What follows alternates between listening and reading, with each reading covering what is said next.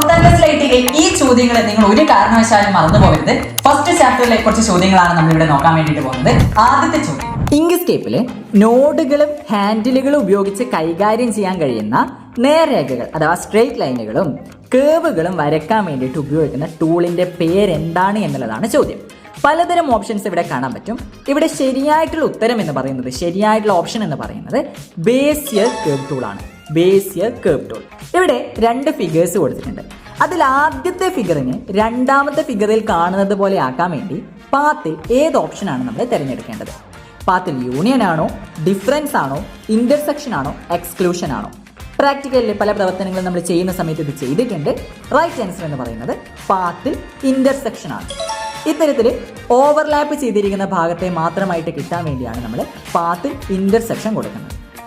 Bezier curve ടൂളിന് ആ ഒരു പേര് ലഭിച്ചിരിക്കുന്നത് ഏത് ഫ്രഞ്ച് എഞ്ചിനീയറുടെ പേരിൽ നിന്നാണ്?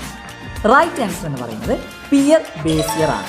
ഈ ഒരു ചോദ്യം നമുക്ക് എക്സാമിന് വളരെ പ്രധാനപ്പെട്ടതാണ്. ഒരു കാരണവശാലും മറന്നു പോകരുത്. ഒന്നുകിൽ സ്ക്രീൻഷോട്ട് എടുക്കുക, അല്ലെങ്കിൽ ഇത് എഴുതി വെച്ചേക്കുക. അപ്പോൾ എന്തായാലും ഇത്തരത്തിലുള്ള കൂടുതൽ ചോദ്യങ്ങളും ഉത്തരങ്ങളും അതുപോലെ പ്രാക്ടിക്കൽ വീഡിയോകളും കിട്ടാൻ വേണ്ടി ചാനൽ സബ്സ്ക്രൈബ് ചെയ്യാം.